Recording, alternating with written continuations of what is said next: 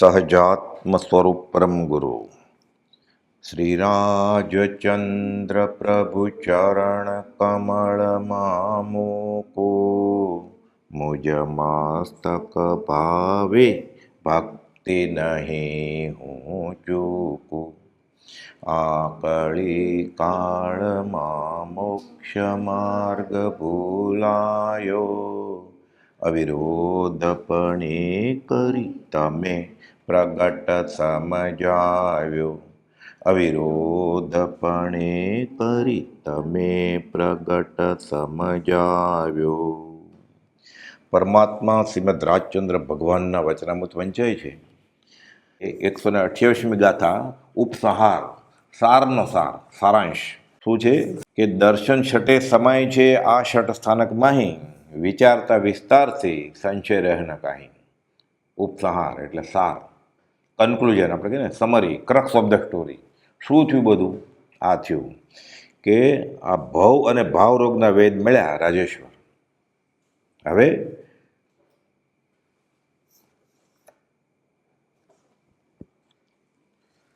ભવ અને ભાવ રોગના વૈદ રાજેશ્વર, ભાવ ઔષધ તુજ ભક્તિ. હે રાજ, ભાવ ઔષધ તુજ ભક્તિ. બાકી અસાધ્ય રોગ અનંતકાળથી બેઠો નહોતો. હવે ગમે તેવો ભયંકર રોગ હોય તો એ મટે જો જ્ઞાનીએ આપેલી દવા એણે આપેલી પરેજી સાથે પાળે તો.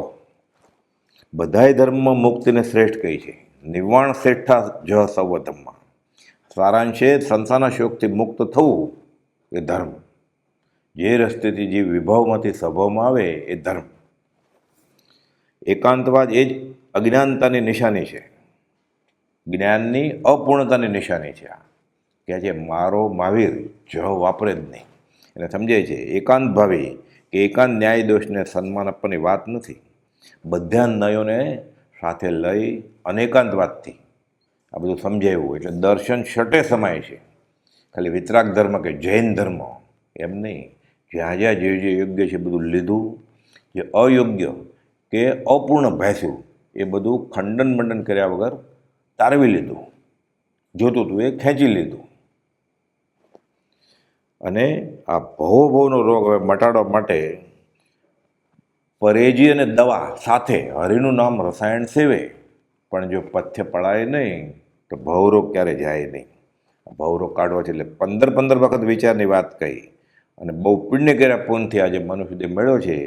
હવે વિચારવા આત્માર્થીને ભાગ્યો અત્ર ગોપ્ય. નહીં તો શું થાય, વાંચે પણ કરે નહીં વિચાર તો તે પામે નહીં સગળો સાર. પછી પોતાની મેળે કરે સ્વચ્છંદે એટલે શું થાય, એમાં કહ્યું કાંઈ અને સમજ્યા કશું, આંખનું કાજલ ગાલે ઘસ્યું એવું થાય. અનંતકાલથી ભવાઈ, આ ભવે ભવમાં રખડ્યો છે, આ ભવાઈ કરી છે. હવે સાચું સમજાઈ ગયું. આ એટલે શું થાય, પછી વાંચ્યું અને પછી અમલમાં મૂક્યું. પ્રયોગવીર કુપોદુને જે સાચું લાગ્યું એ બધું બોધ્યું અને અમલમાં મૂક્યું. કાકા કાલેલકર કહે છે આ કુપોદુ પ્રયોગવીર છે. આ પ્રયોગવીર વિચારતા પામી ગયા આત્મધર્મનું મૂળ. એટલે આત્મભ્રાંતિસમ રોગ હતો એ હવે જાશે. છ દર્શનનો સાર, વિચારતા વિસ્તારથી સંશય રહે ને કાંઈ. પણ જીવને કેમ અનંતકાલથી રખડવું થયું? વચનામૃત 826માં લખ્યું છે મુખ્ય અંતરાય હોય તો જીવનો અનિશ્ચય છે. એટલે વિક્ષેપી જ રહ્યો છે અનંતકાળથી. આત્મભ્રાંતિસમ રોગ નહીં, સદગુરુ વૈદ્ય સુજાણ. આ ભ્રાંતિ કેમ રહી? એનું મન વિક્ષેપી હતું એટલે. અને ગુરુ મળ્યા અનંતકાળના પરિભ્રમણમાં. કેટલા સત્પુરુષ મળ્યા છે એ ઓળખ્યો નહોતો એટલે ન મળ્યા બરોબર જ થયું ને. તીર્થંકરના સમોથણમાં જોઈ આવ્યો. આરતી ઉતારી સાચા રત્નોથી અને ખબર નહોતી કે હું કોની આરતી ઉતારું છું. એટલે પોતાની આરતી ધ્યાન ઉતર્યું નહીં, ક્રિયા કરીને આવતો રહ્યો. કશું જ્ઞાની થઈને આવતો રહ્યો. ઘણું વાંચ્યું, પરિણમ્યું નહીં કંઈ. એટલે જ્ઞાન અને ક્રિયા ભેગી થાય, જ્ઞાન ક્રિયા મોક્ષ, તો મોક્ષ થાય. એટલે કહે છે મુખ્ય અંતરાયો તો જીવનો અનિશ્ચય છે. સમાધિ શતકની ગાથા છે 36મી કે અવિક્ષેપી મન આત્મા, વિક્ષેપી આત્મભ્રાંતિ જો, અવિક્ષેપી કરો ચિત્ત, તેથી વિક્ષેપી ના રહો. ભાવ મને આત્મા અને દ્રવ્ય મનથી આખો સંસાર ઊભો થાય છે. એટલે આ જીવ ગુરુની આજ્ઞા પ્રમાણે દવા પણ લે અને ઔષધ વિચારરૂપી ધ્યાન, ભક્તિ ધ્યાન, ધર્મ ધ્યાન કરે તો રોગ જડમૂળથી નીકળે. પણ સત્ય પુરુષાર્થ કરે તો, જો ઈચ્છો પરમાર્થ તો કરો સત્ય પુરુષાર્થ, ભવસ્થિતિ આદિ નામ લઈ છેદો નહીં આત્માર્થ. 130મી ગાથા. જો પરમાર્થને ઈચ્છતા હો તો સાચો પુરુષાર્થ કરો અને ભવસ્થિતિ આદિનું નામ લઈ આત્માર્થને છેદો નહીં. એને આવ્યો પ્રેમ, પ્રભુથી ગયા છે તો મારો શું ને કોઈ નિયમ નથી. જો શિષ્યને પ્રેમ આવે તો તેને દ્વાર ખડા ભગવાન શ્રી કૃષ્ણ 18,000 સાધુ નેમિનાથ ભગવાનના પરિવારમાં બધા નમસ્કાર કરે છે અને પછી નેમિનાથ ભગવાન પાસે જાય છે. કાકાના દીકરા ભાઈ થાય શ્રી કૃષ્ણના. ભગવાનને હાથ જોડીને કહે છે મને બહુ થાક લાગ્યો. પ્રભુ કહે છે થાક ક્યાં લાગ્યો, થાક ઉતર્યો. અનંત કર્મોની ભેખોડો તૂટી ગઈ ભાવથી. આયુષ્ય બાંધી લીધેલું બદલી જાય, ઉપર આવી ગયા. ભાવ સ્થિતિ નક્કી જ હોય ને તો કોઈ જીવ છૂટે જ નહીં ક્યારે. પથરો થઈ ગયો ને એટલે એના હાથમાં કંઈ રહ્યું જ નહીં. એટલે ભવસ્થિતિ આદિ નામ લઈ છેદો નહીં આત્માર્થ. કૃપાળદેવે તો ઉપદેશામાં બોધ આપ્યો છે કે આ કાળમાં મોક્ષને નહીં હોવો પણ નહીં, આવી વાત કોઈ કહે તો સાંભળવી નહીં. અજ્ઞાનીઓ હવે શિથિલતાની વાત કરે છે, હીન પુરુષાર્થની વાત કરે છે. સત્પુરુષની વાત પુરુષાર્થને મંદ કરવાની હોય નહીં, પુરુષાર્થને ઉત્તેજન આપવાની હોય. 5 કારણો મળે ત્યારે મુક્તિ થાય બરોબર છે, પણ 5 કારણોમાં પુરુષાર્થ જ મુખ્ય છે. કાળ ભાવ ઉદ્યમ નસીબ તથા ભાવિ બળવાન, 5 કારણ જબ મિલે કાર્ય સિદ્ધિ નિદાન. એમાં પુરુષાર્થ આવે ને એટલે બાકીના 4 ખેંચાઈને આવે. ને તો કૃપાળદેવે કહ્યું છે કે અનંત ચોથા આરા મળે પણ પોતે જો પુરુષાર્થ કરે તો જ મુક્તિ થાય. જીવે અનંતકાલથી પુરુષાર્થ કર્યો જ નથી. ખોટા ખોટા આલંબનો લઈ માર્ગાડા વિઘ્નો નાખ્યા છે. કલ્યાણની વૃત્તિ ઉઠે ત્યારે ભવસ્થિતિ પાકી જાણવી. શુરાતન હોય તો વર્ષનું કામ 2 ઘડીમાં કરી શકાય. નહીંના ઘણા પ્રકાર છે. જે પ્રકારે આત્મા ઊંચો આવે એ નહીં પકડવાનું. મને કેમાં લાભ થાય છે, હું આત્માર્થમાં તસું આગળ વધી શકું એમ છું, એ મને મંજૂર. પુરુષાર્થ વર્ધમાન થાય તે જ પ્રકાર વિચારવો. આત્માર્થ એ જ ખરો નહીં છે. શાસ્ત્ર સમજાવવા માટે ઘણા નયો અનંત નહીં છે, પણ આપણો આત્મા ઉપર કેમ આવે એ નહીં મારે પકડી લેવાનો. 15 ભેદે સિદ્ધ ગયા તેનું કારણ રાગ દ્વેષ અને અજ્ઞાન જેના ગયા તેનું ગમે તે વેશે ગમે તે જગોએ ગમે તે લિંગે કલ્યાણ થાય. એટલે 131મી ગાથા શું છે કે નિશ્ચયવાણી સાંભળી સાધન તજવા નોય, નિશ્ચય રાખી લક્ષ્યમાં સાધન કરવા સોય. આત્મા અબંધ છે, અસંગ છે, સિદ્ધ છે એવી નિશ્ચય મુખ્યવાણી સાંભળીને સાધન તજવા યોગ્ય નથી. પણ તથારૂપ નિશ્ચય લક્ષ્યમાં રાખી સાધન કરીને તે નિશ્ચય સ્વરૂપ પ્રાપ્ત કરવાનું છે. એટલે કહે છે કે દ્રવ્યાનુયોગ તો પરમ ગંભીર અને સૂક્ષ્મ છે તો નિર્ગ્રંથ પ્રવચનનું રહસ્ય, શુક્લધાન્યનું અનન્ય કારણ છે. પણ મહાભાગ્ય વડે તે દ્રવ્યાનુયોગની પ્રાપ્તિ થાય છે. સામાન્યપણે દ્રવ્યાનુયોગની યોગ્યતા પામવી બહુ દુર્લભ છે. કોને માટે છે દ્રવ્યાનુયોગ? કૃપાળદેવે ખુલાસો કર્યો છે 866માં પત્રમાં કે આત્મારામ પરિણામી, પરમ વિતરાગ દ્રષ્ટિવંત, પરમ અસંગ એવા મહાત્મા પુરુષો તેના મુખ્ય પાત્ર છે. ભગવતી સૂત્રના પાઠમાં કહ્યું છે કે જ્ઞાનમાં મનુષ્ય પ્રયત્ન કરે એટલા માટે એ સ્થળે પ્રત્યાખ્યાનને દુપ્રત્યાખ્યાન કહેવાની અપેક્ષા છે. વ્યવહાર છોડી દેવાનો નથી. વ્યવહાર કરે ભલે અણસમજણે કરે, ચપટી ચપટી પૂર્ણ બંધાતું જાય, એ પૂર્ણનો ઢગલો ભેગો થાય પછી મનુષ્ય દેહ મળે. પછી એ પુણ્યનો ઢગલો ભેગો થાય પછી ક્ષયોપશમ આવે. પુણ્ય ચડતે ચડતે પછી સત્પુરુષનો ભેટો થાય. એટલે દુપ્રત્યાખ્યાન કહેવાની અપેક્ષા છે કે સમ્યક દર્શન થાય પછી જ સુપચકાણ. એ વાત બરાબર નિશ્ચય સમજવા માટે. પણ 14 પૂર્વ ભણ્યો હોય અને આત્માને જાણ્યો ન હોય તો ક્ષયોપશમ જબરો. આત્માને ન જાણે તો શું કામનું? જો હોય પૂર્વ ભણેલ નવ પણ જીવને જાણ્યો નહીં તો સર્વ તે અજ્ઞાન ભાગ્યું, સાક્ષી છે આગમય. એટલે જ્ઞાની પુરુષના સમાગમની ઉપાસના વિના જીવ સ્વચ્છંદ નિશ્ચય કરે તે છૂટવાનો માર્ગ નથી. સર્વજીવનું પરમાત્માપણું છે, એમાં સંશય નથી. દેવગંજી મહારાજ માટે લખ્યું 588માં પત્રમાં. પણ જ્યાં સુધી તે સ્વરૂપ યથાર્થ પ્રગટે નહીં ત્યાં સુધી મુમુક્ષુ કે જિજ્ઞાસુ રહેવું સારું છે. એટલે હું ભગવાન, હું સિદ્ધ જીવ, સર્વજીવ છે સિદ્ધ સમય, એમ નહીં. એ તો એ દશા આવે ત્યારે. ક્રમે કરીને સત્સમાગમના યોગે જીવ જો લૌકિક અને શાસ્ત્રીય વિનિવેશ છોડે તો મિથ્યાત્વનો ત્યાગ થાય. કુપોદેવે તો ડુંગરસિંહ ગોસળિયાને અને નાગજી સ્વામીને એક પત્ર લખ્યો છે કે કેવલ દર્શન સંબંધી આશંકા સંક્ષેપ કરો, ઉપશમ કરો અને વિશેષ નિકટ એવા આત્માત્મનો વિચાર કરો. 2 પત્રો છે, 627મો અને 297મો. એક જ વસ્તુ છે. એક પત્ર ડુંગરસિંહ ગોસળિયાને લખ્યો છે, એક પત્ર નાગજી સ્વામીને લખ્યો છે. મોટા સાધુ જૈન મુનિ કે હમણાં નિકટ એવા આત્માત્મનો વિચાર કરો. એટલે જ્ઞાનીની બધી આજ્ઞાઓ કલ્યાણકારી હોય છે. એટલે નિશ્ચય વાણી સાંભળીને આત્મા છોડી દેવાનો નથી. 132મી ગાથા. નહીં નિશ્ચય એકાંતી આમાં નથી કહેલ, એકાંતે વ્યવહાર નહીં બંને સાસ રહેલ. અત્રે એકાંતે નિશ્ચય નહીં કયો નથી અથવા એકાંતે વ્યવહાર નહીં કયો નથી. ખાલી ક્રિયામાં રાચવું નથી, ખાલી પુસ્તકો વાંચીને શુષ્ક જ્ઞાની નથી થઈ જવું. 2 જ્યાં જ્યાં જેમ ઘટે તેમ સાથે રહ્યા છે. એટલે કહે છે કે જ્ઞાનીની પ્રત્યેક આજ્ઞા કલ્યાણકારી છે, એમાં નાના મોટાની કલ્પના કરવી નહીં. સત્પુરુષે કોઈ સદ અનુષ્ઠાનનો ત્યાગ કરાયો જ નથી ક્યારેય.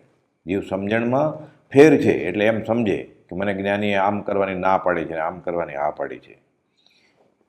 જ્ઞાની તો જે જ્યાં જ્યાં યોગ્ય હોય એ પ્રમાણે બોધે પાત્ર જીવને. એ બીજો જીવ સમજ્યા વગર પકડી લે. કોઈને સમયસર વાંચવાનું કહેલું એટલે એક ભાઈ ગયા પ્રભુજી પાસે કે કુપોદેવ ફલાણા મુમુક્ષને કહેલું કે સમયસર વાંચજો. પ્રભુજી કહે છે ત્યારે વચનામૃત નહોતું, એટલે મોટું પુસ્તક નહોતું. એટલે એ વચનામૃતમાં બધા સારનો સાર છે, સમયસારી છે. આ જીવતો જાગતો સમયસાર છે કુપોદેવ. એટલે આગ્રહ દૂર કરવા માટે એકવાર અમુક જિજ્ઞાસુને ત્યાગ કરાવડાવે, પછી સવળી આવે, આગ્રહ મટે, પછી તેને તે વસ્તુ ગ્રહણ કરવાનું કહે. જ્ઞાન ક્રિયાનો સમન્વય કરવાનો છે. કંઈક પ્રથમ જાણ્યું તો આચરણમાં મૂકવામાં લેખે લાગે, અને સદ આચરણમાં સેવ્યું હોય, નિવૃત્તિ સેવી હોય તો સત્સંગ સમાગમમાં જ્ઞાન સંબંધી બોલ કાને પડે તો ઉપર આવવાનું કારણ બને. એટલે પહેલાં સત્ક્રિયા કરી હોય તો પૂર્ણ બંધાય, લાભનું કારણ છે. અને પછી શાસ્ત્ર વાંચ્યા હોય અને સમજે જ્ઞાનીની આજ્ઞા તો એ લાભનું કારણ છે. 133મી ગાથા. કે ગચ્છમતીની જે કલ્પના તે નહીં સદવ્યવહાર, ભાન નહીં નિજ રૂપનું તે નિશ્ચય નહીં સાર. ગચ્છમતની જે કલ્પના છે એ સદવ્યવહાર નથી, પણ આત્માર્થીના લક્ષણમાં કહી તે દશા અને મોક્ષના ઉપાયમાં જિજ્ઞાસુના લક્ષણ વગેરે કયા તે સદવ્યવહાર છે. નહીં તો શું થાય, ગચ્છમતની કલ્પનામાં આખો જન્મરો વયો જાય. કુપોદેવે 37મા પત્રમાં જોઠાભાઈને લખ્યું, હું કોઈ ગચ્છમાં નથી એ ભૂલતા નહીં, હું આત્મામાં છું. તો તમારો ધર્મ કયો છે? ક્યાં ગચ્છમાં? હું કોઈ ગચ્છમાં નહીં, જ્યાં ત્યાંથી રાગદ્વેષ રહિત થવું એ મારો ધર્મ છે. આ વિતરાગનો ધર્મ. ગ્રંથિ નથી, આ નિર્ગ્રંથનો ધર્મ. કર્મ શત્રુને અણવા છે, આ અરિહંતનો ધર્મ. હવે જૈન નામ થઈ ગયું એટલે જાણે સંપ્રદાય ઊભો થયો એવું લાગે. ઓગે ઓગે ક્રિયા કરવાની એમ નથી. એટલે કહે છે કે ધર્મની ક્રિયાઓ વેશ બાહ્ય સાધનને આધારે જે ભેદ પડે એ ગચ્છ છે. સિદ્ધાંતમાં ભેદ પડે એ મત કે અમુક દર્શન ઊભું થાય. અહીંયા એ વાત જ નથી. અહીંયા જે રસ્તેથી સંસાર મળનો નાશ થાય એ પકડવાનો છે. આત્માની ઓળખાણ હોય તે જ નિશ્ચયની વાત કરી શકે, બધા માટે નિશ્ચયની વાત નથી. જેને બેફાટ આત્મા અનુભવાયો હોય એ નિશ્ચયની વાત કરે કે હું આત્મા છું, પુણ્ય હે છે, ભક્તિ હે છે. બાકી જ્યાં જ્યાં જે યોગ્ય છે જ્ઞાનીએ કહ્યું હોય એ રસ્તો જ છે બહુજન માટે. તો ખરો ધર્મ વૈરાગ્ય ધર્મનું સ્વરૂપ છે.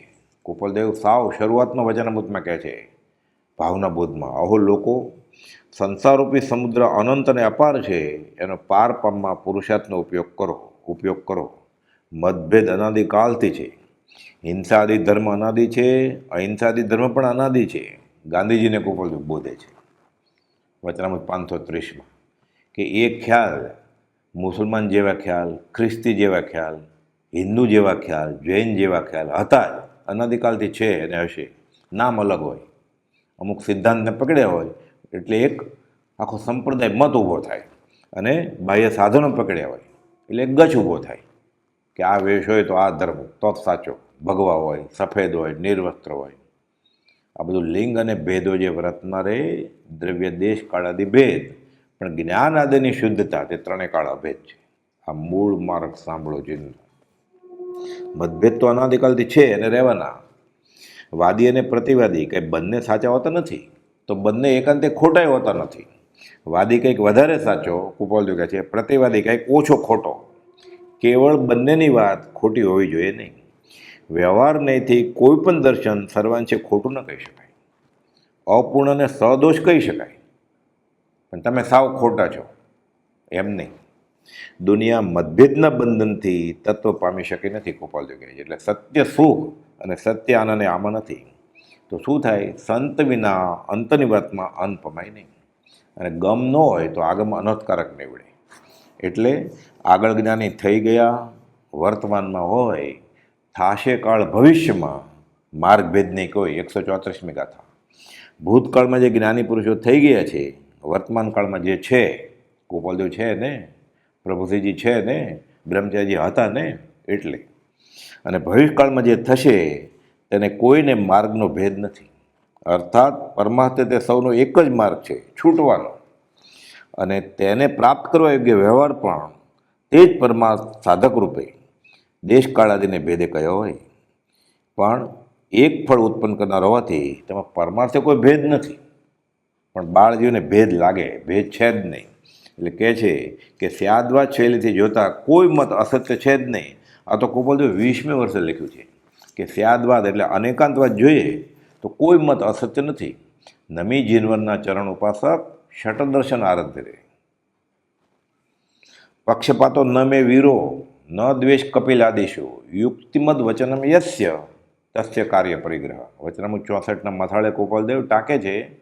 અને મનસુખરામ સૂર્યરામ ત્રિપાઠીને કૃપાલદેવ લખે છે, એને જાતિસ્મરણ જ્ઞાન શીખવું હતું પણ શરમાતા હતા. અને પાછું એમ કે મને જૈન થવાનું કહેશે તો. એટલે કૃપાલદેવ કહે છે કે મારે કાંઈ ભગવાન મહાવીરનો પક્ષપાત નથી, મારે સાંખ્ય યોગના પ્રણેતા કપિલ સાથે દ્વેષ પણ નથી. યુક્તિમદ વચનમ યસ્ય તસ્ય કાર્ય પરિગ્રહ. જે સાચી વસ્તુ છે મારે સ્વીકારવી છે. અમે સત્યના આગ્રહી છે, અમારે કદાગ્રહી હઠાગ્રહી નથી થવું. અમે કોઈ મતના આગ્રહી નથી. જૈનના આગ્રહથી જ મોક્ષ છે એમ આત્મા ઘણા વખત ત્યાં માનવું ભૂલી ગયો છે. એક પત્રમાં એમને લખે છે 120માં કે મુક્ત ભાવમાં મોક્ષ છે, ફલાણા મત સંપ્રદાયમાં નહીં. મુક્ત ભાવમાં મોક્ષ એમ ધારણા છે. દુનિયાના સઘળા દર્શનની શ્રદ્ધાને, જૈન સંબંધી સર્વ ખ્યાલને ભૂલી જજો, કૃપાલદેવ જોઠાભાઈને લખે છે. એટલે જૈનના ખ્યાલ, જૈનનો સિદ્ધાંત ભૂલવાનો નથી. જૈનના ખ્યાલ શું? દિગંબર, શ્વેતાંબર, સ્થાનકવાસી, દેરાવાસી, તેરાપંથ, મેરાપંથ, આ બધા ખ્યાલને ભૂલી જજો. જ્યાં ત્યાંથી રાગદ્વેષ રહિત થવું એ જ મારો ધર્મ છે. એક અજ્ઞાનીના અનંત અભિપ્રાય હોય અને અનંત જ્ઞાનીનો એક જ અભિપ્રાય છે. આ તો અનાથદાસજીએ કીધું છે, એ કૃપાલદેવે ટાંક્યું છે વચનામૃતમાં. પરમાત્માની લીલાને મહાત્મા કૃષ્ણ નામે ગાય. એટલે શ્રી કૃષ્ણની લીલા એટલે દાંડિયા રસની વાત નથી. લીલયા એટલે ઉદય પ્રયોગ. એટલે કૃપાલદેવ કહે છે કે એ ભાગવત અને એ કૃષ્ણ જો મહાપુરુષથી સમજી લે તો જે જ્ઞાન પામી જાય. કેટલો અનેકાંતવાદ, કેટલો વિશાળ છે. વચનામૃત 218માં કૃપાલદેવ કહે છે સૌભાગભાઈને કે શ્રી કૃષ્ણની એ લીલા અને એ ભાગવત જો સત્પુરુષ જ્ઞાની સમજાવે, કૃપાલદેવ સમજાવે, તો જીવ ક્ષણમાં જ્ઞાન પામી જાય. અને જૈનના શાસ્ત્રો પણ જો કુળ સંપ્રદાય દઢ કરવા માટે વાંચે તો પરમાર્થે તેનું વાંચન નિષ્ફળપણું છે. એમ એક પત્રમાં કૃપાલદેવે પ્રભુશ્રીજીને લખ્યું. અંબાલાભાઈને લખે છે 358માં કે અમે જ્યારે વેદના શાસ્ત્રો વાંચવાનું કહીએ ને ત્યારે વેદાંતી થવાનું નથી કહેતા, અને જૈનના શાસ્ત્રો વાંચવાનું કહીએ ત્યારે જૈની થવાનું નથી કહેતા. આત્મા એવો નથી. અમારે તમને આત્મા બનાવવા છે. શટદર્શનજીને અંગ ભણી જે ન્યાસ સડંગ જો સાધે રે, નમે જીનવના ચરણ ઉપાસક શટદર્શન આરાધે રે.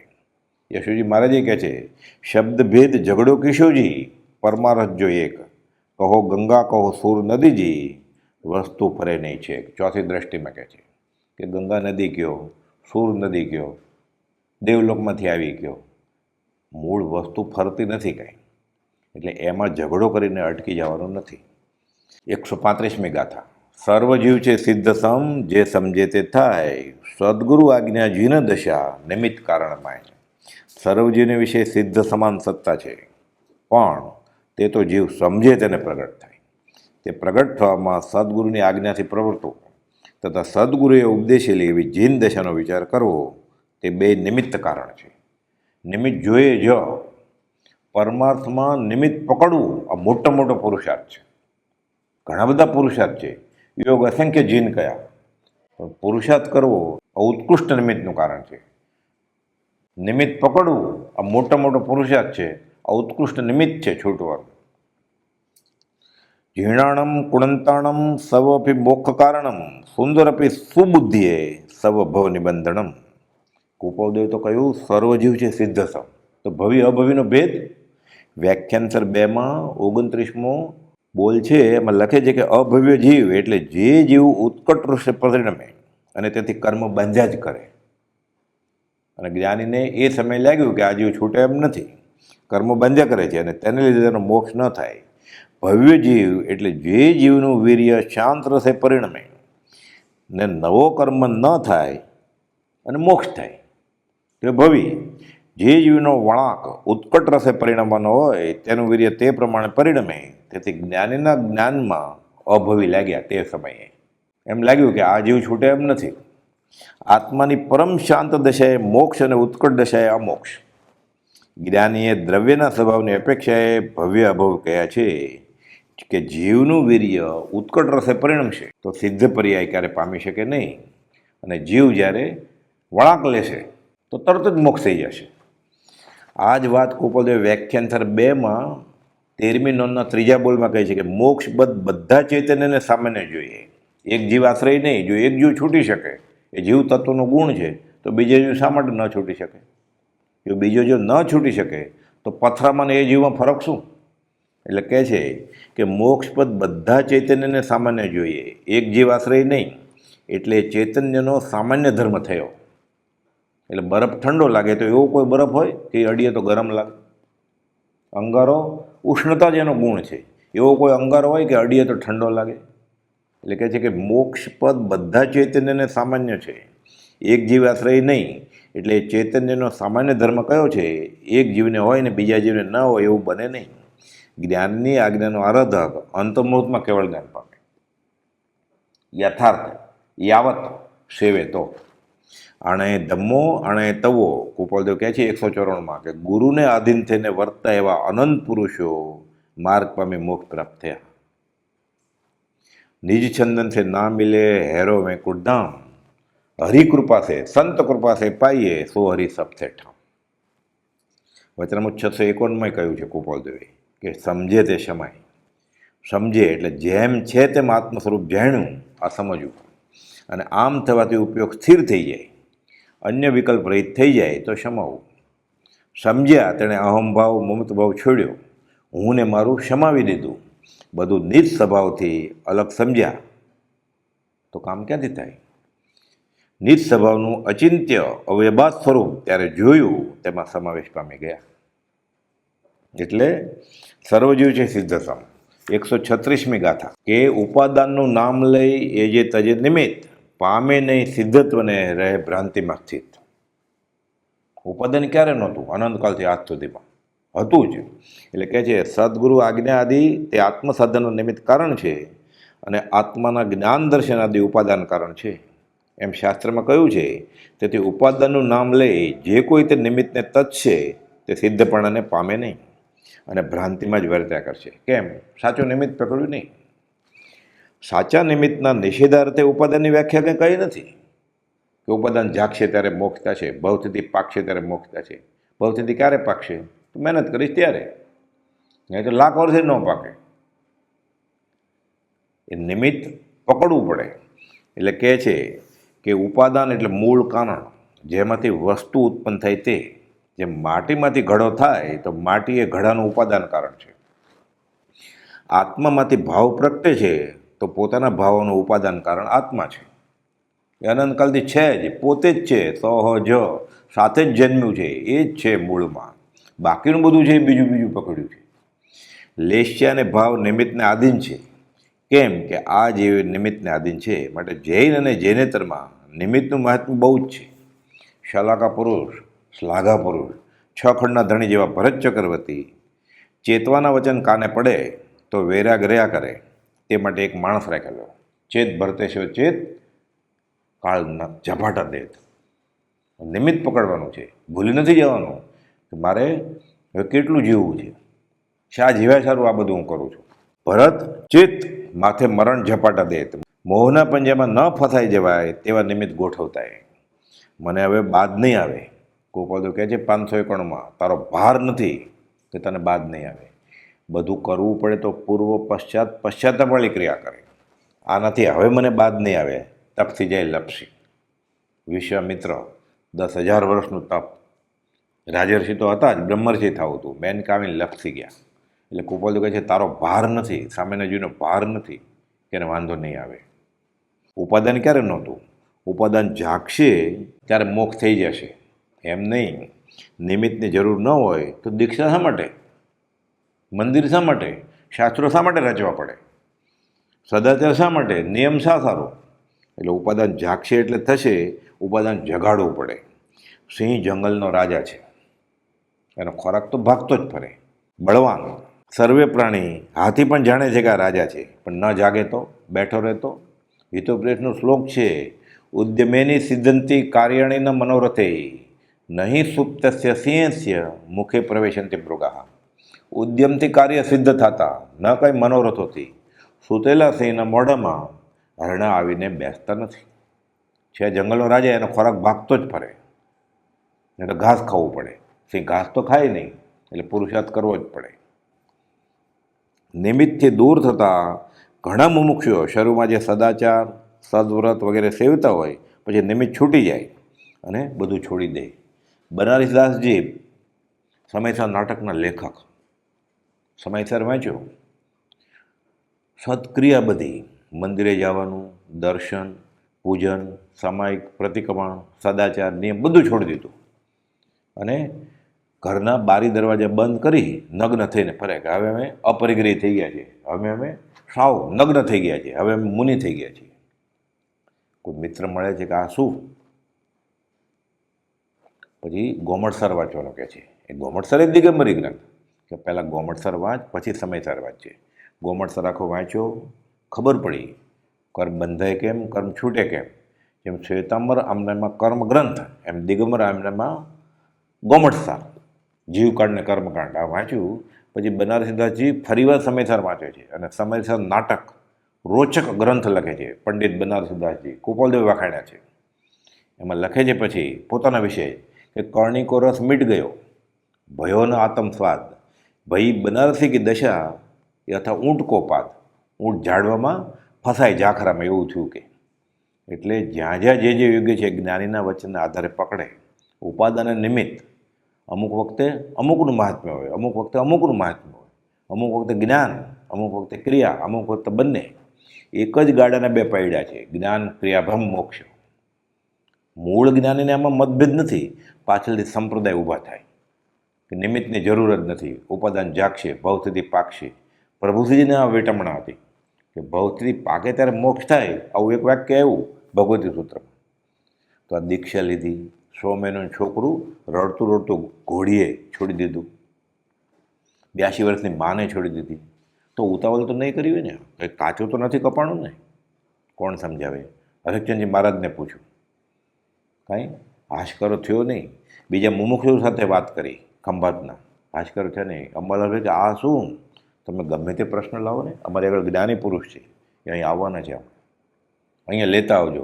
પૂછ્યું કૃપાલદેવ, વાત તો બહુ લાંબી છે. પૂછ્યું કૃપાલદેવને કે મારી ભવસ્થિતિ ક્યારે પાકશે? તમે મહેનત કરશો ત્યારે. જો ઈચ્છો પરમાર્થ તો કરો સત્ય પુરુષાર્થ, ભવસ્થિતિ આદિ નામ લે છેદો નહીં આત્મા. ભવસ્થિતિ ક્યારે પાકે? પુરુષાર્થ કરે ત્યારે. જેને ધર્મમાં કથા છે નારદને ખેડૂતની, એને આવ્યો પ્રેમ, તો મારે શું નેમ પ્રભુશ્રીજી કહેતા. અહીં ઉપાદાન કરે અને પુરુષાર્થ કરે અને બેસી રહે તો લાખ વર્ષે પણ એવી જ દશા રહે. ઉલટો નીચે વયો જાય. 137મી ગાથા કે મુક્તિ જ્ઞાન કથે અને અંતર છૂટ્યો ન મોહ, તે પામર પ્રાણી કરે માત્ર જ્ઞાનીનો દ્રોહ. મુક્તિ નિશ્ચય મુખ્ય વચનો કહે, પણ અંતરથી પોતાને જ મોહ છૂટ્યો નથી. એવા પામર પ્રાણી માત્ર જ્ઞાની કહેવરાવાની કામને સાચા જ્ઞાની પુરુષનો દ્રોહ કરે છે. પોથીમાંના રીંગણા એટલે શું? प्यारे श्रोताजनों, बैंगन नहीं खाने का, એટલે રીંગણા નહીં ખાવાના. પોથીમાં લખ્યું જે વાંચે છે. વાંચન પૂરું થયું, પાછળ પોતાની મઢી એમાં બેસી અને જમવા માંડ્યા. થાળીમાં તો રીંગણા હતા. એ વિચક્ષણ શિષ્ય પૂછ્યું, ગુરુજી તમે હમણાં તો આ વાંચ્યું? તો કે એ તો પોથીમાંના રીંગણા, એ ન ખવાય. આ તો થાળીમાં છે, આ ખવાય. એટલે પોથીમાંના રીંગણા થાય, એમ ન ચાલે કાંઈ. એટલે મોઢે આત્માની બધી વાત કરે અને પછી આચરણમાં કાંઈ નહીં, તો એમ ન ચાલે. મોઢે આત્માની વાતો બોલે, ચોખ્ખું સોનું હોય તેને કાટ લાગે એવું બધું બોલે, પરંતુ અંદરથી કશાયને જીત્યા નથી. મનમાં તો મોહની જ વાતો રમ્યા કરતી હોય, સંસારની મીઠાશ ન ગઈ હોય તો અંદર તો મેલો છે. મનનો મેલો બોયુક્ત છે. બહાર તો મોટો જ્ઞાની છે એમ મનાવે અને અંતરમાં માયા છે, પાપયુક્ત છે, તો એને પામર કહેવો છે. તે પાપન પ્રાણી કરે માત્ર જ્ઞાનીનો દ્રોહ. જ્ઞાની પ્રત્યે દ્રોહ થાય. પોતાને જ્ઞાનની વાતો મોઢે બોલવી ગમે છે. કેમ? ત્યાં સ્વચ્છંદ પોષાય, બુદ્ધિ સંતોષાય. ભક્તિ કરવી પડે, આસન તપાવવું પડે, ઓલું શાસ્ત્રમાં વાંચી જવાનું. લગભગ બધા બેઠા હોય એમાંથી કોઈને સમજણું નહીં, પોતાને સમજણું નથી. એટલે પછી બુદ્ધિ સંતોષાય કે આજે બહુ મોટી વાત કરી જ્ઞાનની. જ્ઞાનીની સમીપમાં તો છૂટથી બોલી ન શકાય, તેથી વિચારે કે જ્ઞાની ન આવે તો સારું. જ્ઞાની બોલે તે પણ તને પછી સાંભળવું ન ગમે. એટલે અનંતાનંદી કર્મનો બંધ પાડે. પછી પોતાને જ બોલતા આવડે છે તે બધા સાંભળે એમ ઈચ્છે. કોઈ જ્ઞાની હોય તો વિચારે કે આ છે ત્યાં સુધી મારો ભાવ કોઈ નથી પૂછતું, માટે આ જાય, મરી જાય તો સારું. શાસ્ત્રમાં કથા છે મોટી. કુલવાઉક મુનિ. કુલવાઉક મુનિ ગુરુ પ્રત્યે આવું વિચારતા હતા. પથ્થર ગબડાવ્યો. જ્ઞાની પ્રત્યે દ્રોહ થાય એટલે તેમને ઈર્ષ્યા આવે, તેમનું ભૂંડું ઈચ્છે, નિંદા કરે. જ્ઞાનીને તો તેના પ્રત્યે દયા જ આવે. ભગવાન મહાવીરને સંગમને ઉત્સર્ગ કરતો જોઈને આંખમાં આંસુ આવ્યા. પોતાને પીડા થઈ જાય ને નહીં કે છૂટવાની જગ્યાએ આ જીવ બંધાય છે એનું થશે શું? વડે આવેલી ગાય તરસી જાય પછી શું થાય? એટલે આંખમાં આંસુ આવે છે કે જેને નિમિત્તે તરી જવાય તેને નિમિત્તે આ જીવ કર્મ બાંધે છે. ગોપાલદેવ લખ્યું છે વચનામૃતમાં પાછળ. એમ જ્ઞાનીને સર્વજીવ પ્રત્યે કરુણા હોય છે. ટૂંકામાં જેને જ્ઞાનની વાતો માત્ર મોઢે બોલવી ગમે અને તે પ્રમાણે આચરણ કરે નહીં તો પોતાના અહંભાવ મહત્વરૂપ મોહને પોષે છે અને નિમિત્તને છોડી દેવાનો ઉપદેશ કરે છે. તે જીવ વ્યવહારનો લોપ કરે છે. એટલે ગોપાલદેવ તો આ કહ્યું, આ 137મી ગાથામાં કબીરે આવું કહ્યું છે કે મોઢેથી આવી વાતો કરે અને આચરણમાં કાંઈ નહીં તો શું? કહેતા સો કરતા નહીં, મુખ કબડા લબાડ, ગાળ દીધી છે. મુખથી જ્ઞાન કથે ને અંતર છૂટ્યો ને મોહ, તે પામર પ્રાણી કરે માત્ર જ્ઞાનીનો દ્રોહ. વિષદોમ આવે છે ને, હું પામર શું કરી શકું? આવું થાય જ્ઞાની પાસે. દાસનો દાસ થઈને રહે. ત્યારે જે જ્ઞાનીને ભજે છે એની બધી પારમાર્થિક રિદ્ધિ સિદ્ધિ આ જીવને મળી જાય. 138મી ગાથા. દયા, શાંતિ, સમતા, ક્ષમા, સત્ય, ત્યાગ, વૈરાગ્ય હોય મુમુક્ષુ ઘટ વિશે એ સદાય સુજાગ્ય. દયા, શાંતિ, ક્ષમતા, ક્ષમા, સત્ય, ત્યાગ ને વૈરાગ્ય એ ગુણો મુમુક્ષુના ઘટમાં સદાય સુજાગ્ય એટલે જાગ્રત હોય. એ ગુણો વિના મુમુક્ષુ પણ હોય નહીં. અંતરમાં મોહને રાખીને મોઢે જ્ઞાનની વાતો કરે એ મુમુક્ષુ નથી એમ કહ્યું. હવે ખરેખર મુમુક્ષુ કેવો હોય? આ બધા ગુણો હોવા જોઈએ. એટલે આ 138મી ગાથામાં ગોપાલદેવ કહે છે, દયા. કઈ દયા? મૂળમાં તો અભ્યંતર દયા. પોતે અને સામેવાળો જીવ અનંતકાળના પરિભ્રમણમાંથી છૂટે, આ સાચી દયા. એને અનુલક્ષીને જે સાધનો હોય એ બધા ગ્રહવાન જ છે, એની ના નથી. સ્વદયા, આ મૂળ ભાવ દયા. ગોપાલદેવ કહે છે મુનિ ચતુરલાલજીને, અમે ભાવરક્ષકના દાતાર છીએ, દેહના નહીં. દયાબીન સાધુ કસાય, પણ દયા કરી તો આફત આવી. તુલસીદાસજી કહે છે. એટલે શું થાય? વ્યવહારે પછી દયાના નામે બધું કરે. માછીમારને ઝાડ લઈ દે, આ દયા થઈ. એટલે વ્યવહાર અધ્યાત્મમાં જૈનેતરમાં ઘણો બધો આગળ વધે ત્યારે શું થાય? લગભગ દેહાધ્યાસ આવીને ઊભો રહી જાય. પોતાના શરીરનું સુખ, સામેવાળાના શરીરનું સુખ અને દયાના ભાગમાં ગણાય. રસ્તા પોળા કરો, ઝાડવા ઉગાડો, આ દયાનો ભાગ નથી. જો છૂટાતું હોય તો એટલે લૌકિક ક્રિયાઓને અને આત્માર્થને ભેગો કરવાનો જ નહીં. કર્મ અને ધર્મ ભેગા થાય જ નહીં. સંસાર અને મોક્ષ બે ભેગા કેમ થાય? સંસારનો નાશ એનું નામ મોક્ષ. એટલે કહે છે કે પડમમ નાણમ તયો દયા. પહેલાં દયા શું, જ્ઞાન શું, પછી ક્રિયા. તો એ ક્રિયા લેખે લાગે. ને તો ગાંધીજીએ એક વાછરડું રીબાતું હતું અને ગોળી મારીને મરવી નાખ્યું કે બિચારું કેટલું રીબાય છે. પછી કે હવે કેટલું શાંત થઈ ગયું. હવે શાંત થઈ જાય ને, હવે તો એ જડ થઈ ગયું, મળતું થઈ ગયું છે. કે દયાનું મૂળ રૂપ સમજણું ન હોય અને પોતાની બુદ્ધિએ દયા આચરે એટલે જીવ અનંતકાલથી આ સ્વચ્છંદ વેદે છે અને હું ધર્મકરણી કરું છું એનો આનંદ સાથે વેદે છે. આ મોટો ગુનો. બંધ વૃત્તિઓને ઉપશમવાનો એણે પ્રયત્ન કર્યો પણ હજી એમાં ઠેકાણું કર્યું નથી. ગોપાલદેવ 510માં કહે છે. એટલે અભિમાન કર્યું છે ખાલી. અહમભાવથી રહિત નહીં, સ્વધર્મ સંચય નહીં. કેમ? નથી નિવૃત્તિ નિર્મળપણે અન્ય ધર્મની કાંઈ. એટલે આત્મા ન હોય ને મુખ્ય, તો બાકી બધી ક્રિયા દેહને લક્ષીને થાય છે. લોહીના બાટલા ચડાવો, મોતિયા ઉતરાવો, એ ન કરવું એમ નહીં. એકાંતે માર્ગદર્શનનો ગુણ છે. બાડા, બોબડા, લોલા, લંગડાને મદદ કરવી. અહીં તો કામ એક આત્માર્થનું, બીજો નહીં મંત્રો. પોતાનો ને સામેવાળાનો આત્મા છૂટે, આ દયા. કુંવારને પરણાવી દીધો, આ દયા કરી. પ્રભુશ્રીજી કહેતા ગળે બાંધ્યું દોરડું, એને બાંધ્યો પથરો, નાખ્યો કૂવામાં. હવે ઉપર કેમ આવશે? પ્રભુશ્રીજી ભક્તિ કરે ને, એક ભોળી બાળી બાઈ પાછળ પાછળ ફરે આકાશમાં. એકવાર પ્રભુશ્રીજીને થયું કે પૂછે છે, બાઈ તારે શું જોઈએ છે? તો કે છોકરો.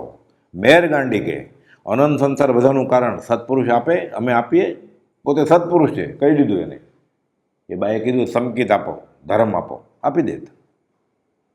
આવું જ આનંદજી મહારાજના પ્રસંગમાં થયું છે કે બેગમ કો લડકા હોય તો ભી ક્યાં और નહીં હોય તો ભી આનંદગન કો ક્યાં. મુસલમાન બેગમ બાદશાહ રૂઠી ગયા હતા, નિસંતાન હતા તે. આનંદજી મહારાજ પાસે જાય છે. આનંદજી મહારાજ તો ધ્યાનમાં બેઠા હતા. પછી ખબર પડી કે આ માગવા આવી છે એટલે લખી દીધું. કાગળમાં ક્યાંક લખી દીધું ને, આ રાણીને એમ કે તાવીજ બનાવવાનું. તાવીજ બનાવીને પહેરી લીધું. બનવા કાળ બધું બને છે, સગર્ભા થાય છે, સંતાન થાય છે. કલૈયા કુંવર જેવો છોકરો અવતર્યો. એને એમ કે આ આનંદજી મહારાજની કૃપાથી અવતર્યો છે. એટલે રાજા સાથે બેન્ડ વાજા સાથે સંગ લઈને જાય છે. આનંદજી મહારાજ કે કેમ આવ્યા છે? જોવે છે કે તમારી કૃપાથી તો આ સંતાન થયું મને. કેમ? તો કે માદળિયામાં તમે નહોતું આપ્યું મને મંત્ર? કાઢ્યું કે વાંચ, એમાં શું લખ્યું છે? એમાં લખેલું કે રાજા કી બેગમ કો લડકા હોવે તો બી આનંદગન કો ક્યાં, નહીં હોય તો બી આનંદગન કો ક્યાં. જ્ઞાની આવું સંસાર વધવાનું આશીર્વાદ આપે. જે પોતાનો વ્યવહાર જે જગ્યાએ પોષાય છે તે જાય છે ને, અને એનો વ્યવહાર ખરેખર પોષાય છે એમ માને છે આ ગુરુ કૃપાથી થયું. નક્કી સમજવું એ આત્મજ્ઞાની નથી. જ્ઞાની અન્યતા કરે નહીં. 250 પત્રો લખ્યા. ગોપાલદેવ 368માં સૌભાગભાઈને કહે છે કે જ્ઞાની પાસે વ્યવહાર માગવો આ દર્શનાવણીય કર્મનો બંધ છે. કદાચ નાદાન છે જીવ, એ માગે. જ્ઞાની અન્યથા કરે નહીં. જ્ઞાની એને પડવા દે તો પડતા અટકાવે. ઠાકરસિંહને કહે છે ગોપાલદેવ, કાચલી લઈને ભીખ માગીશ, પેટ ભરીશ એવું કરું, પણ સત્સંગમાં અંતરાય નહીં. અને મારી પાસે પાછું માગવા આવવાનું નહીં પેઢીએ. જો તારે વ્યવહારિક વાત કરવી હોય, પેઢીએ આવતો નહીં. એક બાજુ એને એમ કહે છે કે ભીખ માગજે, તારા પિતાને કહી દેજે સત્સંગમાં અંતરાય સહન નહીં કરું, પણ મારી પાસે પાછું નહીં આવતો. તો ક્યાં? પ્રાર્થને આદિ જીવવાનું. સુંદરદાસ કે પહેલે પ્રાર્થ બના, પીછે બના શરીર. કર્મની સત્તામાં આવી શ્રદ્ધા આવે ના, જોશ જોડાવીને પછી કરું તો ધર્મ, મોર જોડાવીને. ગોપાલદેવ કહે છે જે પ્રાણીઓ જ્યોતિષના જવાબ સાંભળીને આનંદ પામે છે, આ પરમાત્માનું પાત્ર થવાને દુર્લભ છે. આ તો પહેલા પત્રમાં લખ્યું સૌભાગભાઈને ગોપાલદેવે. છેલ્લે દિવસે માતા પિતાને દૂર રાખે છે તો આ દયા નિર્દયતા લાગે ને. ઋષિનાથ ભગવાન વરુ માતા કહે છે ઋષભ ઋષભ ઋષભ, તારી પાસે રડી રડીને મારી આંખ પોપટી થઈ ગઈ, આંખ ગુમાવી. ઋષિનાથ ભગવાન સામું જ નથી જોતા. કોણ કોની માં, કોણ કોનો પુત્ર. આ દયા કરી મરુ માતા પહેલાં મોક્ષે વયા ગયા. દેવા માતા રવજી બાપા જબકબા દૂર રાખે છે. ચૈત્રવદ પાંચમના દિવસે દૂર રાખજો, એને નજીક નહીં આવવા દેતા. આ દયા. ભગવાન મહાવીર ગૌતમ ગણધરને દૂર મોકલી દે છે. નેમિનાથ ભગવાન તોરણથી રથ ફેરી ગયા, દયા કરી છૂટા વાળ કરી રાજુલ માથા પછાડે છે. અષ્ટ ભવાંતર વાલી મુજ મંદરા વાલા, એમ જ થાય ને. નેમિનાથ ભગવાન ધર્મ કરવા નીકળે છે. આ દયા. આઠ ભવની પ્રીતિ છોડી દીધી, પહેલાં મોક્ષે વહી ગયા રાજુલ. આ દયા કરી. 128માં ગોપાલદેવ કહે છે, અનંતકાળ અસમાધિમાં જ ગયો, હવે રાગને દ્વેષ કરવો જ નથી, સંકલ્પ વિકલ્પ કરવા જ નથી. આ સાચો ધર્મ. આ હોય તો જોઈએ જ, નહીં તો કાંઈ જોતું જ નથી અમારે. છેલ્લા 68 પત્રમાં ગોપાલદેવે શાંતિ, આ શાંતિ કઈ વિભાવમાંથી સભામાં આવવું, એ 68 પત્રમાંથી 35 પત્રમાં છેલ્લે ગોપાલદેવે શાંતિ, ઓમ શાંતિ, શમમ એમ લખ્યું છે. પરમ શાંતિ કાંઈ લખ્યું જ નથી. આ શાંતિ વિભાવમાંથી આત્મા, સભામાં ઠરે, આનંદ ધર્મ. આ દયા, શાંતિ, સમતા, ક્ષમા. સમતા એટલે શું અને શાંતિ એટલે શું? પ્રભુજી સમજાવતા કે દૂધ ગરમ છે ને, ઉફાળ આવ્યો છે, એ ઉફાળ બેસી જાય એટલે હજી શમ્યું પણ ઠંડુ થઈ જાય, આ શાંતિ. સમતા તો મિથ્યા સમતા હોય, એટલે ઉફાળ બેસી ગયો છે, પણ જ્યારે એ દૂધ હજી ઉફાળ બેસી ગયો છે, અડીએ તો ગરમ લાગે, એ ઠંડુ થઈ જાય ત્યારે શાંતિ. આ દયા, શાંતિ, સમતા અને ક્ષમા. ક્ષમા 10 લક્ષણ ધર્મમાં સૌ પ્રથમ તો ધર્મ ક્ષમા છે. ગોપાલદેવે લખ્યું છે, ક્ષમા એ મોક્ષનો ભવ્ય દરવાજો છે. સામેવાળો બળિયો હોય તો પણ ફાયદાજનક અને બચી જવાય. એટલે ક્ષમા વીરસ્ય ભૂષણ. બ્રહ્મચારીજી કહે છે, કેવી ક્ષમા આપી? શ્રીમળા ગયા છે 3:30 વાગે સવારે ઉઠીને, 6 વાગે તો પહોંચી ગયા, બધા દાંતણ કરે છે. અહીંયા કેમ આવ્યા? તો કે પૂતગલની અથડામણી.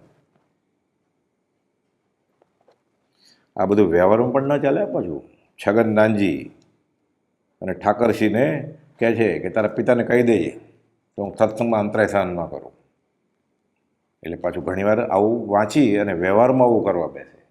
એટલે જ્યાં જ્યાં જે યોગ્ય છે જ્ઞાનની આજ્ઞાને અનુસરે તો 947માં લખ્યું છે કે વ્યવહારમાં આ કાળમાં કોની સાથે કેટલું વર્તન કરવું, કેની સાથે પોતાનો વ્યવહાર વિદિત કરવો, એ ચેતવા જેવું છે, નહીં તો ફસાઈ જવાય જેવું. એટલે માફી માગીને ખુલાસો કરે ને, સામેવાળો ગેરલાભ લે પાછો. એટલે ગોપાલદેવ પાસે જઈ અંતઃકરણપૂર્વક ક્ષમા યાચી લેવાની, ક્ષમા બોલને. બહાર કહેતું નથી ફરવાનું. દયા, શાંતિ, સમતા, ક્ષમા, સત્ય, ત્યાગ, વૈરાગ. હોય મુમુક્ષુ ઘટ વિશે એ સદાય સુજાગ્ય. સત્ય, સત્ય તો સૃષ્ટિનું ધારણ છે. સૃષ્ટિ સત્યને આધારે ટકી રહી છે. ગોપાલદેવે આખો પાઠ લખ્યો છે, મોક્ષમાળા 23મો પાઠ સત્યનો. સત્યેન ધારિતે પૃથ્વી, સત્યેન તપ્તે રવિ, સત્યેન વાયતે વાયુશ્ચ, સર્વે વસ્તુ સત્યન તિષ્ઠતી. પણ ખરું સત્ય ક્યારે આવે? સમ્યક દર્શન થાય પછી. પણ વ્યવહારમાં સત્ય હોય તો શરૂઆતમાં મુશ્કેલી જણાય ધંધામાં, પણ ગોપાલદેવે સમજાવ્યું છે આગળ જતાં મોટો ફાયદો થશે. એટલે સત્ય વિના ધર્મ ક્યાં? ધર્મનું રૂપ છે આ. એટલે સત્ય બોલવું વિકટ નથી, પણ મહેનત કરવી પડે. અને અસત્યથી શું થાય? અનંત ગુણનો ધણી આત્મા એ લૂંટાતો બંધ થાય પછી. વૈષ્ણવજન તો જેને રે કહીએ જે પીડ પરાઈ જાણે રે. એમાં લખ્યું છે નરસિંહ મહેતાએ કે જીવા થકી અસત્ય ન બોલે, વાચ કાચ મન નિશ્ચલ રાખે, ધનધન જનની તેની રે. નરસિંહ મહેતાએ આ જ બોધ કર્યો છે. આ વૈષ્ણવજન, આ ખરો જિજ્ઞાસુ, આ ખરો મુમુક્ષુ. પણ પાછું મહાનીતિનું પહેલું વાક્ય છે, સત્ય પણ કરુણમય બોલવું. શિકારી દોડે છે હરણ પકડવા માટે, ત્યાં મારું સત્ય વ્રત છે, હું ખોટું બોલતો જ નથી. કઈ બાજુ હરણ ગયું બતાવી દેતો, ત્યાં ખોટી દિશા બતાવે એ સત્ય છે. એટલે ખરેખર તો સમ્યક દર્શન થાય પછી સત્ય શું એ ખબર પડે. આ લોકસ્થિતિ જ એવી છે કે સત્યનું ભાવન કરવું વિકટ છે. રત્ના બધી અસત્યના આગ્રહની ભાવના કરાવવાળી છે. અસત્ય પ્રવૃત્તિ ઓછી થઈ જાય ત્યારે નિવૃત્તિનો પ્રસંગ આવે પછી. જૂઠ બોલવાથી લાભ થાય એવું નથી, નહીં તો કર્મ સત્તા સાવ રદ થઈ જાય, શાસ્ત્ર ખોટા પડે. એટલે એમ નથી. પાછું સત્રમ પાપસ્થાનક છે માયા મૂર્છાવાદ. પાપસ્થાનક માયા મૂર્છાવાદ. માયા કરીને જૂઠ બોલ્યા, ધર્મની કરણી કરી. કોણે? મલ્લીનાથ ભગવાને. અને મલ્લીનાથ ભગવાનનો જીવ સ્ત્રીવેદ પામ્યા. સત્યના આગ્રહી થવાનું છે, જૂઠ છળ કપટ કરવાનું નથી. હવે ત્યાગ અને વૈરાગ્ય. દયા, શાંતિ, સમતા, ક્ષમા, સત્ય, ત્યાગ, વૈરાગ્ય હોય મુમુક્ષુ ઘટ વિશે સદાય સુજાગ્ય, ત્યાગ અને વૈરાગ્ય, ખાલી છોડી દેવું એમ નહીં, તેને તકતે ને ભૂંજી થા. નહીં તો શું થાય? નિષ્કુળાનંદ મહારાજ કહે છે, ત્યાગ ટકે નહીં વૈરાગ્ય વિના, કરીએ કોટી ઉપાયજી, ઉષ્ણ રતે અવની વિશે, બીજને દિવસે બારજી, ઘન વર્ષે વન પાંગરે, એમ ઇન્દ્રિય વિકારજી. એટલે ખરો વૈરાગ હોય તો ત્યાગ દીપી નીકળે, નહીં તો ત્યાગે પછી કુપોદો લખ્યું છે, સર્વસંગ પરિત્યાગે કર્યા છતાં જેવું ઉપાધિ રહિત થતો નથી. એટલે 664 લખ્યું કુપોલદેવે કે ત્યાગ પણ અકર્તવ્ય ભાવે કર્તવ્ય છે. એટલે ખરેખર વૈરાગી જન્મે પછી એ સાધુ થવા માટે નહીં, ઉપાધ્યાય થવા માટે નહીં, આચાર્ય થવા માટે નહીં, ગચ્છ ટકાવવા માટે નહીં, આત્મા માટે સાધુ થાય. હવે 139મી કડી. મોહ ભાવ ક્ષય હોય જ્યાં અથવા હોય પ્રશાંત, તે કહીએ જ્ઞાની દશા, બાકી કહીએ ભ્રાંત. મોહ ભાવનો જ્યાં ક્ષય થયો હોય અથવા જ્યાં મોહ દશા બહુ ક્ષીણ થઈ હોય તે જ્ઞાનીની દશા કહીએ, અને બાકી તો જેણે પોતાના જ્ઞાન માની લીધું છે તેને ભ્રાંતિ જ કહીએ.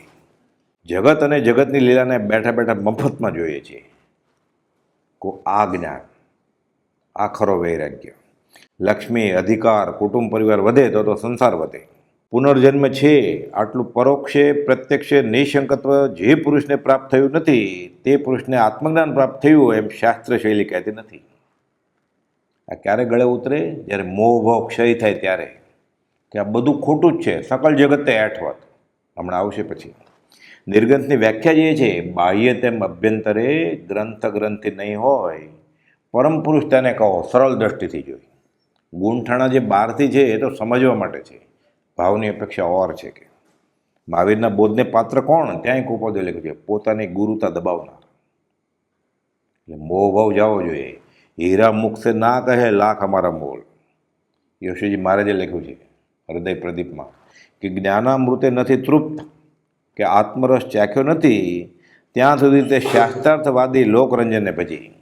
આગળ કહે છે, ચિંતામણી ઉત્તમ મળે તો કોણ કહેશે ફરી ફરી, જંજન કને જઈ જોમું ચિંતામણી જરી. કોઈ બતાવી દે. ધનતેરસમાં લગડી લીધી હોય, તિજોરીમાં સંતાડીને મૂકી હોય, બધાને બતાવાય, લૂંટાઈ જાય. 140મી ગાથા કે સકળ જગત તે એઠવત અથવા સ્વપ્ન સમાન, તે કહીએ જ્ઞાની દશા, બાકી વાચા જ્ઞાન. સમસ્ત જગત જેણે એડ જેવું જાણ્યું અથવા સ્વપ્ન જેવું જાણ્યું. જગત જેને જ્ઞાનમાં કેવું વર્તે છે? સ્વપ્ન જેવું. આ છે જ નહીં કાંઈ.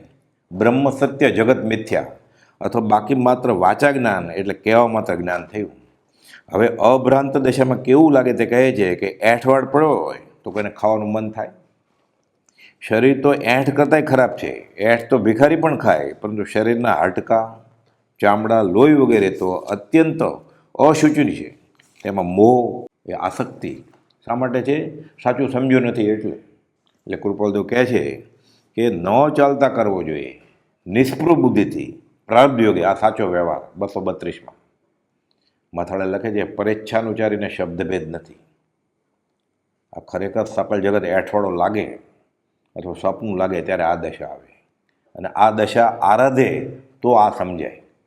એ બે કંઈક ભેગું થાય ત્યારે સમ્યક દર્શન થાય. નહીં તો જ્યોતિષની વાત કરે, ચોઘડિયા મુહૂર્ત કાઢી દે, વૈદકની વાત કરે, દવા આપે. આ સંતનું કામ નથી. યથાર્થ જ્ઞાન જેમને છે એવા પુરુષો અન્યથા આચરે નહીં. આવા જ્ઞાનીને તો જગત સાવ સોનાનું થાય તો તૃણવત લાગ્યું છે. રચકણ કે રિદ્ધિ વૈમાનિક દેવની, સર્વે માન્યા પૂતગલ એક સમાન જો. સકલ જગતે એઠવત અથવા સપના સમાન આવી દશા હોય. સંગ એને દુઃખદાયક લાગે છે. કુપોદે લખ્યું છે 217માં, પ્રાણીને યમ અંતકાળે દુઃખદાયક નહીં લાગતો હોય, અમને સંગ દુઃખદાયક લાગે છે. આ જગત સોનાનું થાય તો એમને તૃણવત છે. વચનામૃત 214. કિચ્છો કનક ઝાકે એટલે સોનું કાદવ જેવું છે. પરમ પુરુષની દશામાં લખ્યું 781માં. મૂળમાં તો આ બનારસદાસજીના સમયસર નાટકના દોહરા છે. ગોપાલદેવ કહે છે મુનિ દેવકરણજીને કે અમને આ હીરા, ઝવેરાત, મોતી, કાળકૂટ વિષ લાગે છે બધું. આ સકલ જગતે એઠવત અથવા સપના સમાન. અર્થ સંબંધ ને કામ સંબંધ અમે બધું જાણીએ છીએ. તે ધર્મની વિધિ, અર્થની વિધિ, કામની વિધિ જાણે છે. અત્યારે ફક્ત એનો ઉપયોગ મોક્ષની વિધિમાં જ છે, બીજામાં રસ નથી એને કાંઈ. જગતની વિસ્મૃતિ થાય અને આત્મામાં રહે તો કામ થાય. સ્વરૂપ સુપ્તિ કરી પરિતૃપ્ત પણ વર્તે છે નહીં. એટલે પૂર્ણ કામ પણ છે ત્યાં સર્વજ્ઞતા છે. 360માં લખે છે. અને રસ જ ન હોય આત્મા સિવાયની કોઈ વાતમાં. એ પથરા ઊંચા નીચા કરો, રંગ બદલાવો, લાઇટ બદલાવો, હવે LED બલ્બ મૂકો, એને રસ ન હોય. એમ આ બધો વ્યવહાર જ્ઞાની ખાલી આત્માની જ વાત કરે, એને સંતોષ થઈ ગયો છે, એને બાહ્યમાં ફેરફાર કરવો જ નથી, જેમ છે એમ. અજ્ઞાન દશા વર્તી હોય અને તે દશાને જ્ઞાન દશા જેવે ભ્રમ અધિકારણથી માની લીધી હોય તો દેહ આદિના અશાતા વગેરેના પ્રસંગમાં એને વિષમતા થાય. સાચા જ્ઞાનીને વિષમતા થાય નહીં.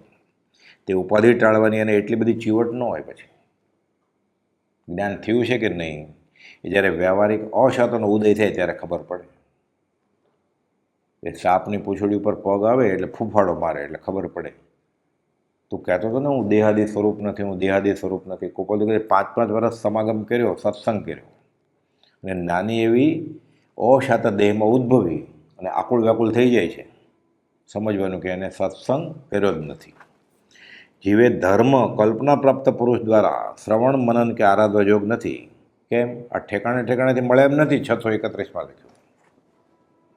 કોક સત્પુરુષ વિરલા વિચરે છે. જ્ઞાની પુરુષને મળ્યા પછી 2 જગ્યાએ કુપદે લખ્યું છે, 454માં અને ઉપદેશ છાયામાં 691માં પાના ઉપર, કે જ્ઞાની પુરુષને મળ્યા પછી સ્ત્રીનું સજીવન શરીર અને અજીવન લાગે, ધન આદિ આ બધું પૃથ્વીનો વિકાર લાગે. હવે આરંભ સમારથી નિવર્તે અને ગમે નહીં. લક્ષ્મી વધે, અધિકાર વધે, કુટુંબ વધે, પરિવાર વધે. એને ખબર છે જ્ઞાનીનો બોધ આત્મસાત થયો છે કે એનો સંસાર વધશે અને નરદેને હારી જવાનું બનશે. એને રાજીપો આવે, કુટુંબ વધે, એ જન્મદિવસ ઉજવે, કુટુંબ વધે તો કોઈક નવું આવે તો ન્યૂ અરાઇવલ હોય ને એવું. પોતે પોતાનો કે પોતાના ગુરુજીનો, પોતાના નિકટના સ્નેહના જન્મદિવસ ઉજવે. અજન્મા એવા આત્માનો 510માં લખ્યું છે, અનુત્પન્ન એવા જીવ અને પિતા કે પુત્ર ગણવો આ સૌ જીવની મૂળતા છે. સત્સંગની ઈચ્છાવાળા જીવને આ ઘટાર જ નથી. આ બધો એઠવાડો છે. સકલ જગતે એઠવાડ અથવા સપના સમાન. જ્ઞાનીએ મૂક્યું, તજ્યું, એ લેવાની કોશિશ કરે. કદાચ કોશિશ કરે તો આત્મજ્ઞાની સંત એને આપે આવું.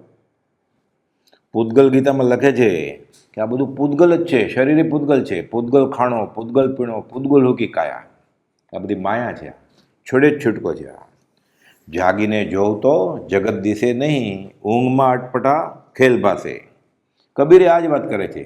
સુખિયા સબ સંસાર, ખાવે પીવે ઓર સોવે, દુખિયા દસ કબીર, જબ જાગે તબ રોવે. 141મી કડી. સ્થાનક 5 વિચારીને છઠ્ઠે વર્તે જે પામે સ્થાનક 5મું એમાં નહીં સંદેહ. 5 સ્થાનકને વિચારીને જે છઠ્ઠે સ્થાનકે વર્તે, એટલે કેવું? મોક્ષનો ઉપાય.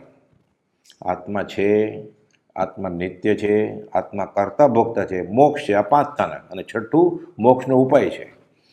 ઉપર કહે છે તે પ્રમાણે પ્રવર્તે, એટલે જે મોક્ષના ઉપાય બતાવ્યા એમાં પ્રવર્તે તો 5મું સ્થાનક એટલે મોક્ષ પદ પામે. એટલે ટૂંકામાં કાંક ભૂપાલદેવે કહી દીધું પછી કે હું કોણ છું, હું ક્યાંથી થયો, શું સ્વરૂપ છે મારું ખરું, કોના સંબંધે વાળગણા છે, રાખવું કે પરહરું. અનાદિકાળનું પરિભ્રમણ હવે સમાપ્તને પામે એવી જિજ્ઞાસા એ પણ કલ્યાણ જ છે.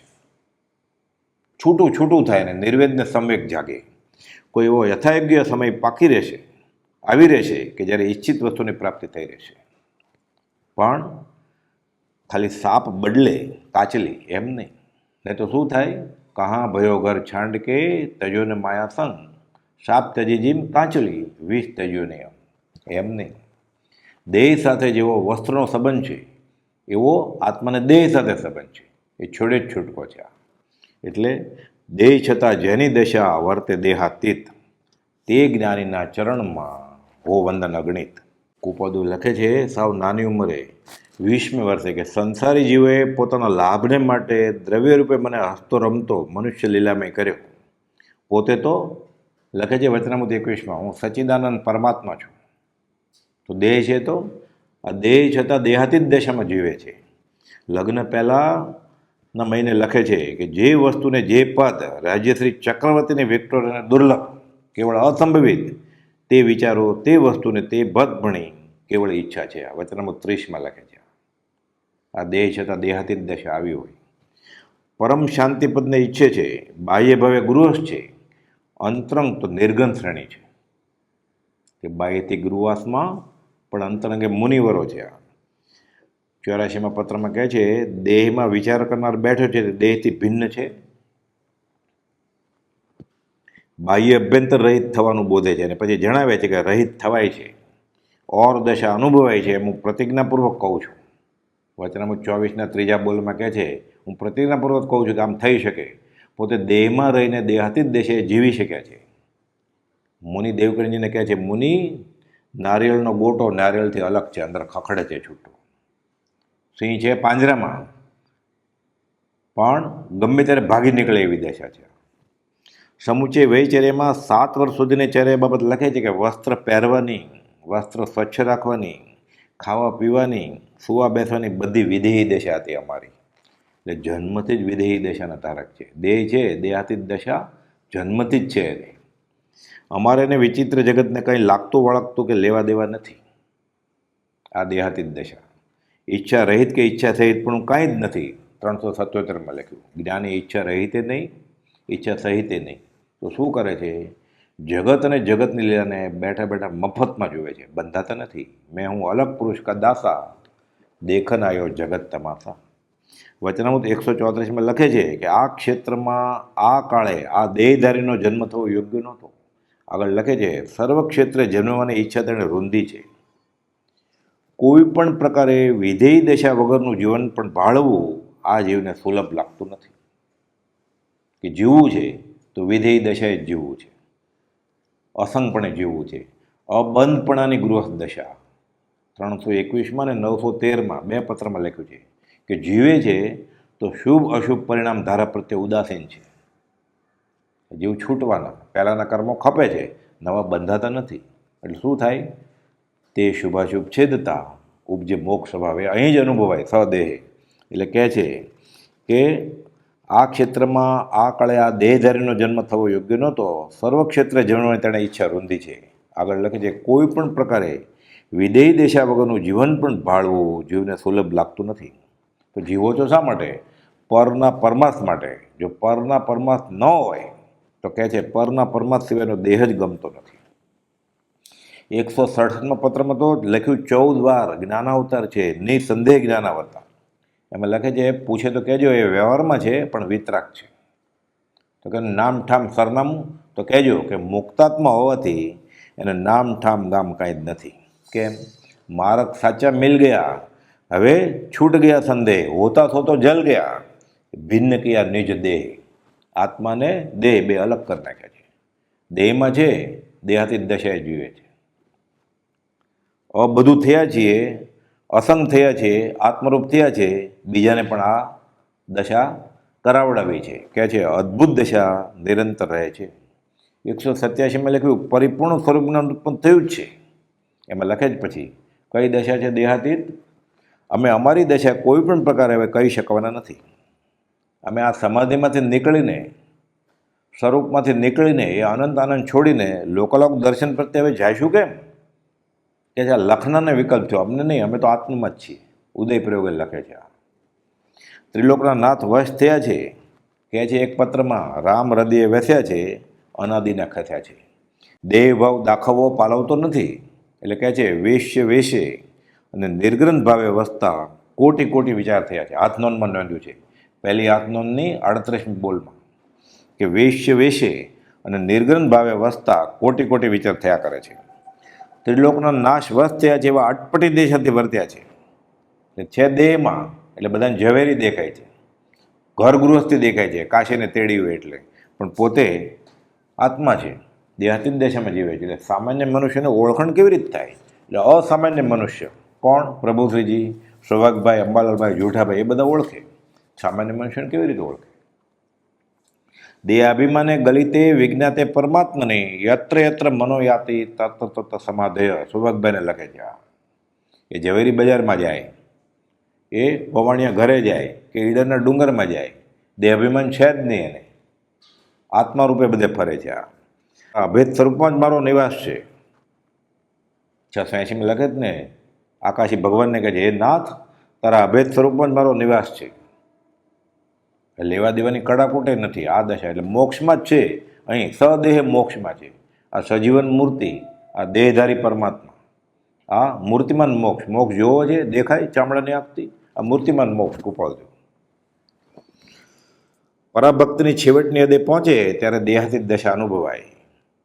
આવે છે ને, એક દેખે જાણીએ રમી રહીએ એક ઠોર, સમલ વિમલ ન વિચારીએ યહે સિદ્ધિ નહીં ઓર.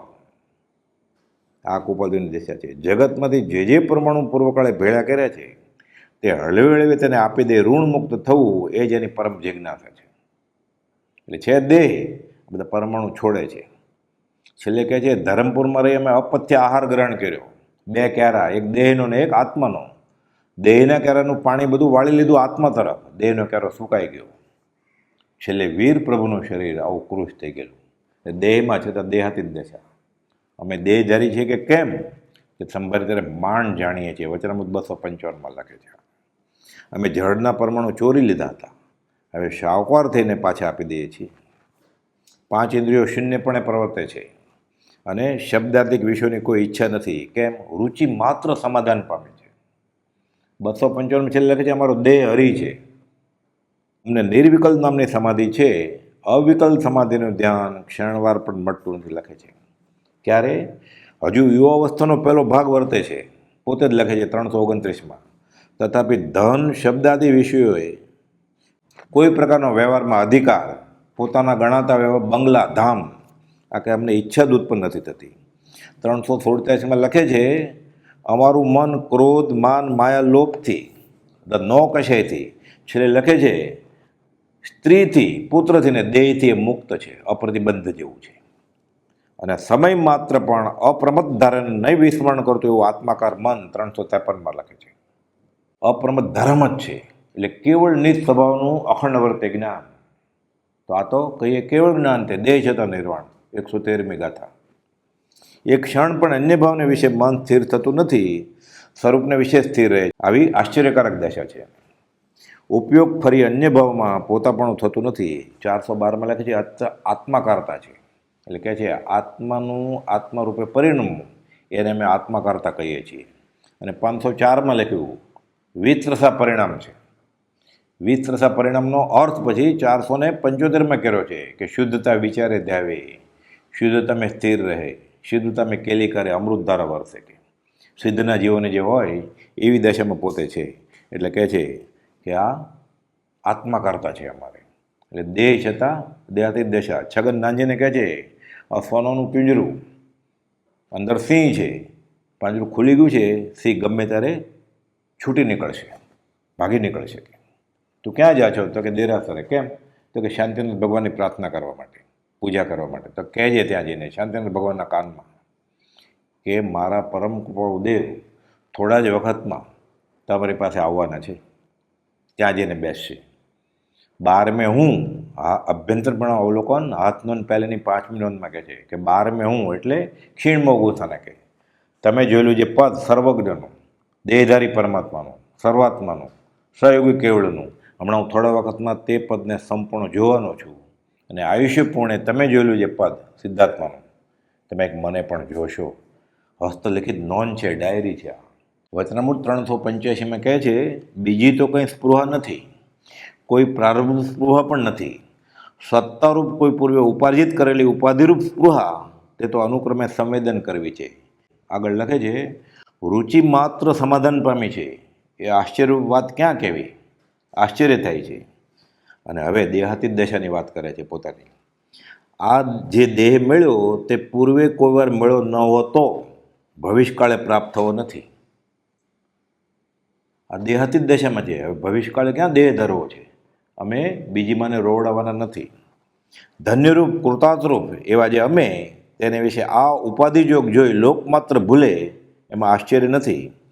અને પૂર્વે જો સત્પુરુષનું ઓળખાણ પડ્યું નથી તો તે આવા યોગના કારણથી છે. સૌભાગબેને કહે છે એટલે પોતે દેહમાં છે પણ દેહાતીત દશામાં છે. આ ઓળખાય કેવી રીતે? દેહ છતાં જેની દશા વર્તે દેહાતીત. એટલે આ ગાથા છે ને, દેહ છતાં જેની દશા વર્તે દેહાતીત, આખા વચનામૃતમાં આ આત્મકથા જ છે, દેહ કથા નથી.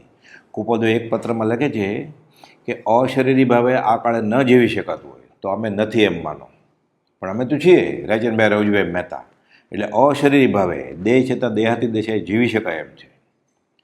મુનિ અમારા મને વિતરાગમાં ભેદ ગણશો નહીં.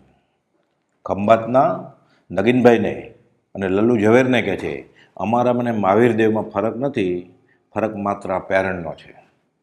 અને સંવંત 1955માં માક્ષર સુદમાં સમાગમના 5મા દિવસે મુનિઓને કહે છે ઈડર ક્ષેત્રે કે આ બેઠા છે તે સિદ્ધ અને જેના ઉપર બેઠા છે સિદ્ધશિલા. અહીં અમને સિદ્ધનું સુખ અનુભવાય છે. આ દેહ છતાં જેની દશા વર્તે દેહાતી તે. અને છેલ્લે દિવસે કહે છે ભાઈ મનસુખ, ફિકર ન કરજે, હું મારા આત્મ સ્વરૂપમાં લીન થાઉં છું. દેહ છે પણ આત્મામાં જ છે, દેહાતી દશામાં છે. આ સ્વરૂપે રહી શાંતતા શાંતિ નામે, બિરાજા મહાશાંતિ આનંદ ધામે, સહજાત્મ સ્વરૂપ પરમ ગુરુ.